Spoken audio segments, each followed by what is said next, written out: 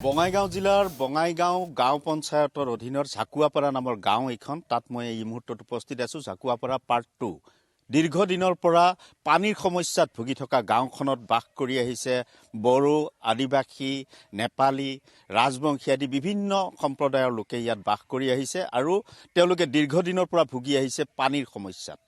আৰু এই পানীৰ সমস্যাৰ প্ৰতি লক্ষ্য ৰাখিয়ে কিন্তু প্ৰধানমন্ত্ৰী নৰেন্দ্ৰ মোদীৰ সপোনৰ যি প্ৰজেক্ট জল জীৱন মিছন ইয়াত আঁচনি লোৱা হৈছিলে আৰু প্ৰায় এটা বছৰ পূৰ্বে কিন্তু কাম সম্পূৰ্ণ হৈ উঠিলে। ইয়াত জল জীৱন মিছনৰ এই আঁচনিখন মই দেখুৱাইছো।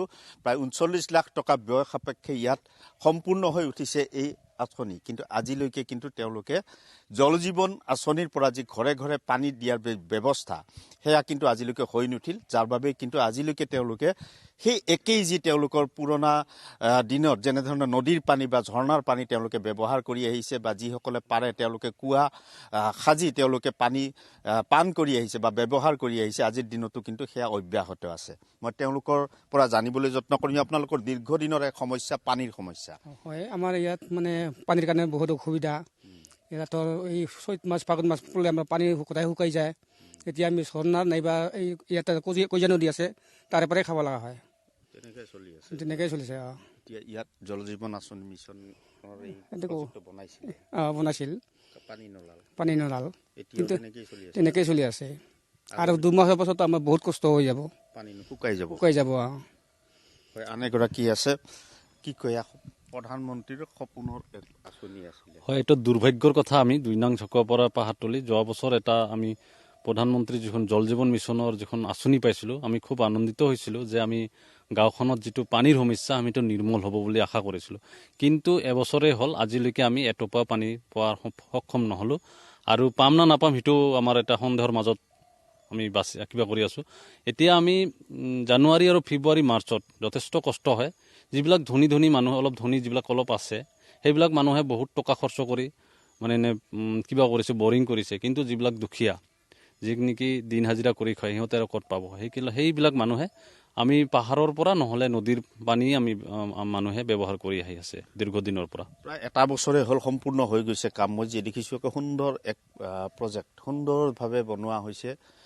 মেচিনো দেখিছোঁ মই ভিতৰত আছে, কিন্তু বিদ্যুৎ সংযোগেই হোৱা নাই। আপোনালোকে কেতিয়াবা সুধিছিলে নে যে কেতিয়া হ'ব? আমি যেতিয়া সুধিছিলোঁ, যিহেতু এটা সৰু মিটাৰ, যিহেতু 1 কিলো না কি এইটো মিটাৰ, কিন্তু মেচিনে আছে সিহঁতৰ 5 কিলো না 6 কিলোৰ। কিন্তু সেই 1 কিলো মিটাৰেদি 5 কিলো বা 6 কিলো যিটো মটৰ চলি আছে ভিতৰত দুটাকে মটৰ চলি আছে, সেই মটৰত এই মিটাৰটো কোনো কাম কৰিব নোৱাৰে। আমি বহুতবাৰ কৰ্তৃপক্ষক জনোৱা হৈছিল আৰু তেতিয়া কৈছিল যে আমি মটৰটো আমি চেঞ্জ কৰাৰ কাৰণে ব্যৱস্থা কৰিম। কিন্তু আজি 1 বছৰে হ'ল, মিটাৰটো চেঞ্জ কৰাৰ কাৰণে কৈছিলে, কিন্তু 1 বছৰে হ'ল কোনো মিটাৰটো চেঞ্জ নহ'ল। আৰু এতিয়া কাৰেণ্টো নাই। কাৰেণ্টৰো কিহৰ কাৰণে কাটি দিল, মানে কাৰেণ্টৰ মানুহ বাহে মই সেইটো নাজানো। আমি এতিয়া যেতিয়া সম্পূৰ্ণ হোৱাৰ পিছত আপোনালোকে পানী কেতিয়াবা পাইছিল নে ইয়াৰ পৰা? জাষ্ট পানী এনেকৈ কোনো পোৱা নাই। কিন্তু সিহঁতৰ কিবা এজন অফিচাৰ কেইজনমান আহিছিল, সেইটো জাষ্ট কোনোবা এইটো 2-3টা জাগাত দেখুৱাইছিল যে পানী অলৰেডি পাই আছে। আমিও নাছিলোঁ, মই গাঁৱত নাছিলোঁ। কি আৰু ইয়াতো মানুহ চবে গুৰুত্ব নিদিয়ে।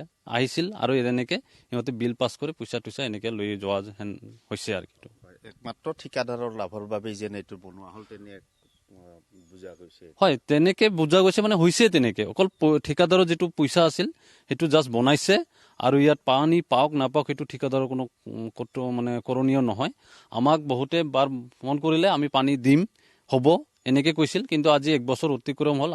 যেতিয়া আমি বিলটো সেইটো চহী কৰিব লাগিছিল, আমাৰ ইয়াৰে এজন মানুহ আছিল, সেই চহী যেতিয়া কৰিব খুজিছিল সিহঁতে কৈছিল কৰিব দিয়া নাছিলোঁ। তেতিয়া কৈছে নহয়, এইটোতো আপুনি ৰিপেয়াৰিং কৰি থাকিব, সেইটোৰ কাৰণে কোনো চিন্তা কৰিব নালাগে, আপোনালোকে চহীটো কৰি দিয়ক। আৰু আমাৰ ইয়াৰ মানুহে অলপ জাম্ভা বা সিহঁতে ভালকৈ নাজানে, সেইটোৰ কাৰণে পটককৈ চহীখিনি কৰি দিছে। আৰু চহী কৰাৰ ফলত আজি এইটো এনেকৈ পৰি আছে আমাৰ।